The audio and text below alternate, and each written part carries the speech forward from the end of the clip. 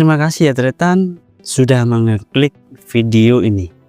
Gini ya Tretan, kadang tidak semua yang dituduhkan jadi pelaku korupsi itu dapat diterima dengan sepenuh hati ya Tretan. Sebab semua tercermin dalam sebuah jejak karir yang salah satu pejabat ini mengabdikan diri pada negeri. Seperti Ira Puspadewi, wanita berprestasi yang tampak jadi korban kriminalisasi. Kali ini kita kupas tuntas dari awal sampai ke titik pro kontra kasus besar ini yang menyeret mantan petinggi BUMN ini. Ini bukan clickbait ya Tretan, tapi pelajaran tentang hukum, manajemen BUMN, dan bagaimana sistem bisa berubah 180 derajat Celcius hanya dalam hitungan hari ya Tretan. Tanpa panjang lebar, langsung kita masuk pada pembahasannya.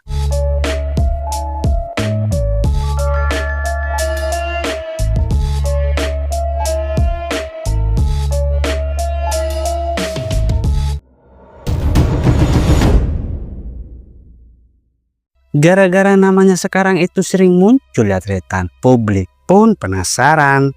Terlebih ini adalah sosok perempuan yang layak jadi cerminan ya Tretan.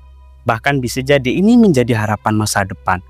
Tentu ini perempuan sudah memiliki karir wawasan yang sangat mapan. Perempuan ini ya Tretan bernama Ira Puspadewi. Siapa sebenarnya Ira Puspadewi? Nama yang tidak asing bagi sebagian ya Tretan, tapi sebagian pula banyak yang tak mengenalnya. Dia adalah mantan direktur utama angkutan sungai, danau, dan penyeberangan atau kita kenal dengan ASDP. ASDP ini ya Tretan salah satu perusahaan negara yang mengurus layanan penyeberangan kapal di seluruh tanah air. Ingat itu, tugas utama ASDP ya Tretan menormalisasi armada, memperbaiki layanan, menjaga keselamatan, dan mengelola dan mengoperasikan pelabuhan penyeberangan termasuk dermaga, kemudian terminal, dan area parkir. Ingat itu ya Tretan. Salah satu contoh lintasan penghubung penyeberangan adalah Pelabuhan Perak Surabaya dengan Pelabuhan Bekahuni di Lampung, ada juga Pelabuhan Ketapang di Banyuwangi dengan Gilimanuk di Bali, serta penyeberangan ke pulau-pulau kecil hingga ke danau besar seperti Danau Toba di Sumatera Utara. Ingat itu ya Tretan, dari sini kita sudah mengetahui sedikit gambaran tentang tugas dan fungsi keberadaan ASDP itu sendiri. Meski instansi ini nyotol di bawah kendali BUMN dan tidak mandiri sendiri, mereka pejabat yang ditugaskan bisa jadi itu akan lebih banyak pekerjaan. Ingat itu Tretan. Seperti pada umumnya pada petinggi pemimpin ASDP itu ya Tretan, sebelumnya tidak semua punya wawasan, ilmu pengetahuan, dan kecakapan. Mayoritas mereka hanya menikmati jadi pimpinan tanpa ada rasa berdosa. Akan tetapi ya di bawah kepemimpinan Ira, terhitung sejak tahun 2017, ia menjabat ASDP menjadi salah satu BUMN besar karena dari sisi pengelolaan langsung dikontrol oleh orang yang kaya pengalaman. Ira tidak segan-segan, sering turun ke bawah mengontrol ribuan kapal dan ratusan rute penyeberangan yang harus beroperasi melayani jutaan penumpang. Nah, sejak menjabat 2017 ini ya Tretan, Ira mendapatkan surat kerjasama penawaran akuisisi dengan perusahaan PT Jembatan Nusantara atau kita kenal dengan PTJN. PTJN ini ya Tretan di bawah pimpinan Bapak Aceh. Sebab sejak tahun 2017 PTJN ini sudah diketahui melakukan upaya penawaran akuisisi. Namun direksi ASDP sebelum dijabat oleh Ira menolaknya dengan berbagai macam alasan. Salah satunya adalah kualitas keberadaan kapal yang sangat begitu berumur. Namun ya Tretan, ASDP ini di bawah pimpinan Ira terhitung sejak 2017 sampai 2019. Penawaran tersebut akhirnya terwujud dengan menandatangani MOU kerjasama usaha dengan jumlah nilai Rp1 2,7 triliun. 2 tahun lamanya akuisisi ini terwujud bukanlah suatu yang mudah ya Tretan. Disinilah Ira menunjukkan integritasnya sebagai seorang pimpinan bahwa hal-hal kecil yang berkenaan dengan perusahaan semua tidak bisa seenaknya langsung diputuskan. pertimbangan, kehati-hatian, serta dampak dan hasilnya. Beginilah mungkin yang dirasakan ataupun yang diterapkan oleh IRA itu sendiri.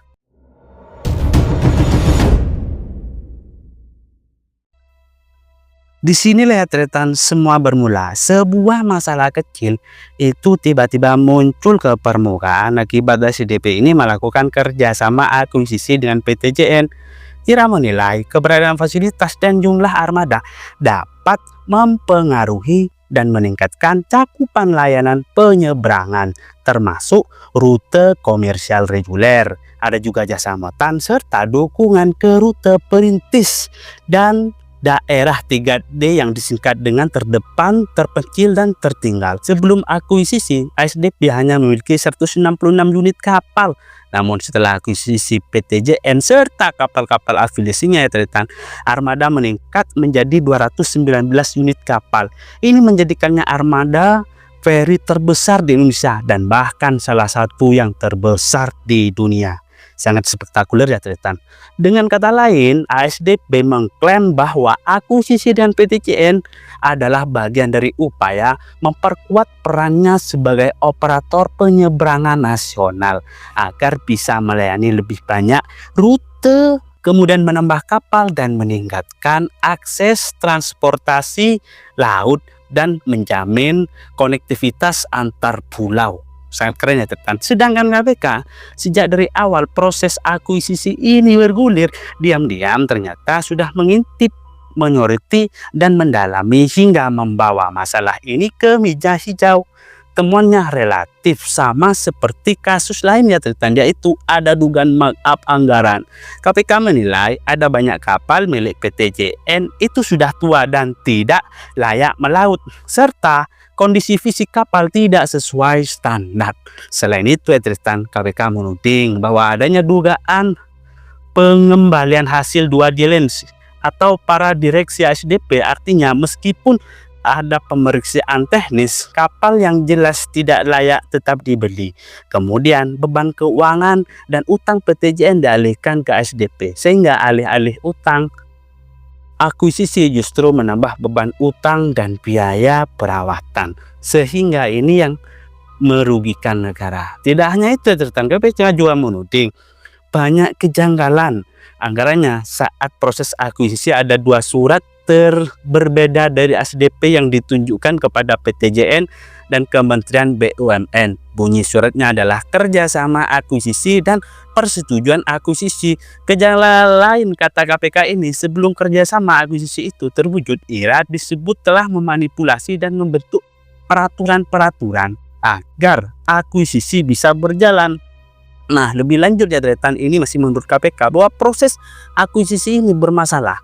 Ada dugaan manipulasi penilaian kapal dan dokumen agar nilai kapal tua dari PTJN itu tampak lebih tinggi dari kondisi nyata. Akibatnya banyak kapal ternyata sudah tua, kemudian banyak dalam kondisi rusak atau butuh reparasi berat. Artinya nilai real jauh di bawah nilai akuisisi yang sebenarnya teman. Atas dasar itulah teman, KPK kemudian menetapkan sejumlah ex direksi ASDP dan pemilik PTJN sebagai tersangka lewat surat keputusan pimpinan KPK bernomor 1072 tahun 2024 terhitung sejak 19 Agustus 2024 dengan perihal terkait dugaan korupsi, penyalahgunaan wewenang, dan penggelapan kerugian negara akibat kerjasama akuisisi. Apakah semua tudingan KPK ini benar ya teman? Ini sangat menarik. Kita masuk pada fakta nyata dalam sebuah persidangan.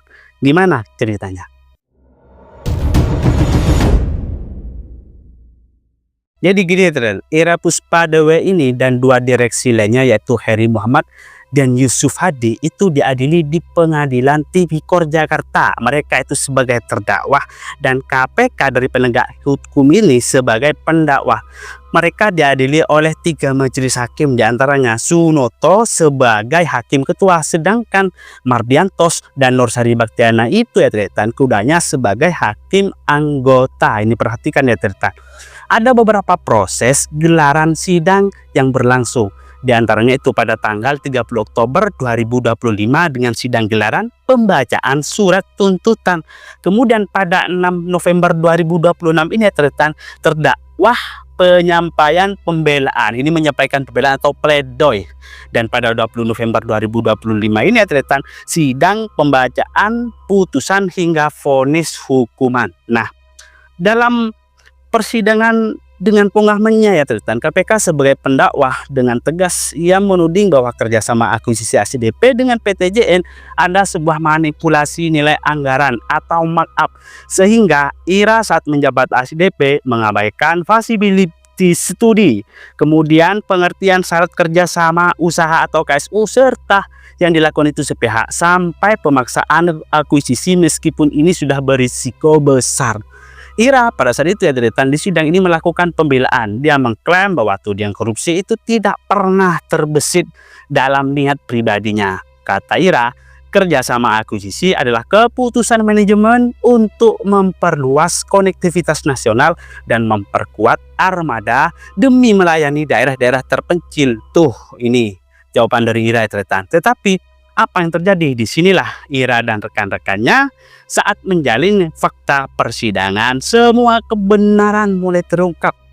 Buktinya adanya sikap dissenting opinion atau perbedaan pandangan dalam putusan hakim. Jadi ada perbedaan pandangan yang Sunoto itu membela IRA dengan menyatakan tidak bersalah, sedangkan pandangan berbeda disampaikan oleh Mardiantos dan Nursari Baktiana yang menyatakan bahwa IRA dan rekan-rekannya ini bersalah.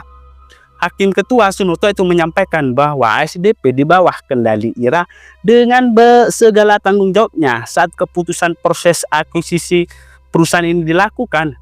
Nah, ini masih menurut Sunoto Menurut Sunoto, akuisisi perusahaan merupakan sebuah keputusan bisnis atau business decision yang diambil dengan etikat baik meski hasil tidak sepenuhnya optimal. Nah, sedangkan dua hakim anggota lainnya sebagaimana yang disampaikan oleh Mardiantos dan Nursari Baktiana itu berpendapat bahwa ketiga mantan direksi ACDP ini bersalah dan harus dihukum pidana penjara. Namun karena pendapat hakim ketua ini kalah suara maka putusan pengadilan pada 20 November 2025 menetapkan bahwa IRA dan rekan-rekannya tetap bersalah. Dalam kasus ini IRA itu divonis 4,5 tahun penjara dan denda sebesar uang Rp 500 juta subsidi 3 bulan kurungan. Sementara itu Heri Muhammad dan Yusuf Hadi masing-masing divonis pidana 4 tahun penjara serta pidana denda sebesar uang Rp 250 juta subsidi 3 bulan kurungan.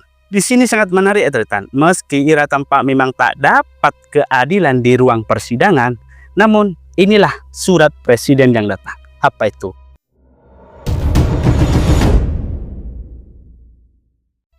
Jadi gini setelah hakim ketua ini kalah suara dengan dua anggota lainnya, IRA dan rekan-rekannya ini divonis bersalah. Namun kali ini pembelaan tersebut itu datang dari Presiden Prabowo Subianto. Meski memang secara tidak langsung, pembelaan ini sebenarnya itu menampar dan mengoreksi kinerja penegak hukum. Dalam hal ini adalah KPK, tepatnya pada 25 November 2025 melalui Menteri Sekretaris Negara yaitu Prasetyo Hadi, ada juga Wakil Ketua DPR RI Sufmi Dasko dan Sekretaris Kabinet ada Teddy Indra Wijaya. Mereka mengumumkan jika Presiden Prabowo telah memberikan hak rehabilitasi kepada Ira Puspadewi dan rekan-rekannya dalam kasus kerjasama akuisisi ASDP dengan PTJN tersebut. Nah, surat keputusan ini lalu dilayangkan kepada KPK sehingga Ira dan rekan-rekannya itu bebas dan tidak lagi jadi tahanan KPK. Nah, di sini perlu diketahui bahwa Prabowo itu tahu sikap profesionalisme seorang pejabat perusahaan itu harus dilindungi tanpa mengorbankan akuntabilitasnya. Kasus Ira dan rekan-rekannya ini memang harus dijegal dan tak boleh dilanjutkan, sehingga bukan tidak mungkin ke depan akan ada kasus-kasus yang serupa di perusahaan BUMN lainnya hanya karena menjalani sebuah aturan korporasi perusahaan hukum bisnis. Ingat sehingga ini memang perlu dijegal. Nah, tuduhan korupsi yang diarahkan kepada IRA ASDP tampaknya itu hanya dipandang dari sisi bisnis hukum, yakni untung rugi, bukan dari kebijakan investasi bisnis, sehingga yang timbul adalah kerugian dan tampak tak bermanfaat kepada negara. Meski kenyataannya tuduhan tersebut dibantah di ruang persidangan, sehingga itu terjadi dissenting opinion. Padahal dalam dunia korporasi, terutama di BUMN yang menghadapi dinamika pasar dan tekanan operasional, ini merupakan sebuah kebijakan dan aturan perusahaan yang diambil kadang jadi bisnis hukum oleh penegak hukum, sehingga kebijakan inovasi, kebijakan investasi itu bisa terhambat. Meski IRA dapat direhabilitasi ini dari seorang presiden, ternyata tidak semua orang itu suka. Lalu siapa saja yang menyeruti pemberian rehabilitasi ini kalian pasti tidak menyangka jika ini datang dari penegak hukum itu sendiri. Siapa dia? Meski Presiden Prabowo ini telah memberikan hak rehabilitasi sepenuhnya kepada IRA dan rekan-rekannya, tahu nggak? Akan tetapi itu banyak pihak, termasuk lembaga anti rasuah maksudnya, yaitu KPK, melihat bahwa langkah ini sebagai keputusan blunder terhadap upaya pemberantasan korupsi. Sebuah sikap ultimatum KPK yang dihembuskan secara halus kepada Presiden. Jadi KPK secara tidak langsung ini mau membantahnya. PLT Deputi Bidang Penindakan KPK, Asep Guntur Raharjo, itu mengatakan, meski lembaganya sudah mengamini surat pemberian rehabilitasi dari Presiden Prabowo kepada tersangka korupsi SDP yaitu IRA dan rekan-rekannya, namun Guntur sendiri itu mengaku tidak mengetahui apa alasan dan dasar hukum hak rehabilitasi itu diberikan. Nah, Asep Guntur itu mulai melihat ada perbedaan sudut pandang hukum antara Presiden Prabowo dengan kabinet menteri jajaran di bawahnya. Asep Guntur memegang betul pernyataan Wakil Menko Kumham IMIPAS yaitu Otto Hasibuan yang menyatakan bahwa jika rehabilitasi ini tidak akan pernah diberikan oleh Presiden kepada orang yang bersalah di mata hukum. Ini kata Otto Hasibuan. Namun kata Asep Guntur itu sendiri, kasus ini jelas sudah diproses dan ada vonis pengadilan. Tetapi mengapa sih keputusan rehabilitasi Presiden ini masih datang kemudian membela warga negara yang sudah jelas-jelas bersalah? Sehingga meski tidak diungkapkan secara langsung ini memudar dan melemahkan independensi peradilan atau membuka celah jalan belakang bagi pelaku korupsi dengan koneksi dan jaringan yang kuat. Ada banyak pelajaran dan kesimpulan dalam kasus IRA Puspadewi ini Di antaranya adalah apakah pantas dan layak jika ada orang dijerat pidana hanya karena menjalani hukum bisnis perusahaan. Nah, berikutnya, apakah penegak hukum tidak punya independensi moral jika keputusan hukumnya tiba-tiba disorot lalu dikoreksi? Dan apakah seorang presiden akan masih mendapatkan kepercayaan publik jika kasus pidana korupsi selalu kembali dilindungi? Maka di sini rakyat pun berserah bagaimana caranya agar rakyat bisa percaya pada pemerintah. Lalu bagaimana menurut kalian?